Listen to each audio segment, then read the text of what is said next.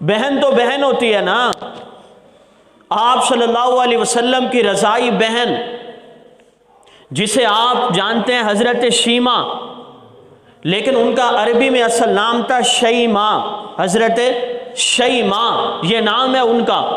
آپ صلی اللہ علیہ وسلم کی رضائی بہن حضرت حلیمہ کی بیٹی، آپ صلی اللہ علیہ وسلم نے دودھ پیا حضرت حلیمہ کا، اور آپ کی یہ رضائی بہن حضرت شیمہ انہوں نے بھی دودھ پیا حضرت حلیمہ کا، اس لیے یہ حضرت شیمہ آپ صلی اللہ علیہ وسلم کی رضائی بیٹی ہیں۔ بچپن میں آقا کو اٹھاتے تھے، بچپن میں آقا کو کھلاتے تھے، اور ایک وقت ایسا آیا آپ صلی اللہ علیہ وسلم نے لشکر بھیجا، توجہ ہے، آپ صلی اللہ علیہ وسلم نے لشکر بھیجا، یہ لشکر گیا اور اس لشکر نے قیدیوں کو گرفتار کیا، قیدی گرفتار کرنے کے بعد لائے گئے، اسی قیدیوں میں آپ صلی اللہ علیہ وسلم کی یہ رضائی بہن حضرت شیمہ رضی اللہ تعالیٰ عنہ بھی تھی، اور صحابہ نے کہا تمہیں اپنے سردار کے پاس لے کے چلتے ہیں، اپنے آقا کے پاس چلتے ہیں۔ بنی حوازن کے اس قبیلے میں حضرت شیمہ کا شوہر بھی گرفتار ہو کے آیا، اسے پتہ چلا یہ صحابہ ہیں، پیغمبر علیہ الصلوۃ والسلام کے بھیجے ہوئے ہیں، کہا مجھے اپنے نبی کے پاس لے چلو، مجھے اپنے آقا کے پاس لے چلو،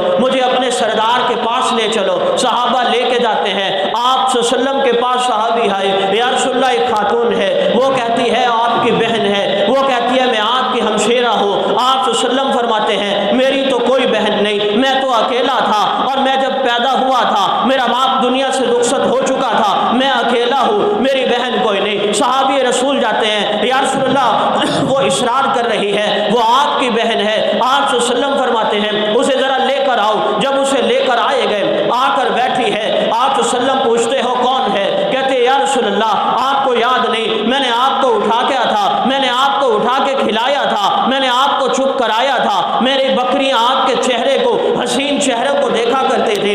آقا فرماتے ہیں مجھے کچھ یاد نہیں آ رہا۔ حضرت شیمہ ایک جملہ کہتی ہیں آپ کو یاد ہوگا، اللہم اکلنا محمدا، آقا جب میں آپ کو اٹھاتی تھی میں آپ کو لوری دیتی تھی، اللہم اکلنا محمدا، اللہ میرے اس بھائی کو عزت دے، اللہم اکلنا محمدا، اللہ میرے بھائی کو مرتبہ دے، اللہم اکلنا محمدا، اللہ میرے اس بھائی کو رفت دے، میرے بھائی کو ترقی دے، میرے بھائی کو بلندی دے۔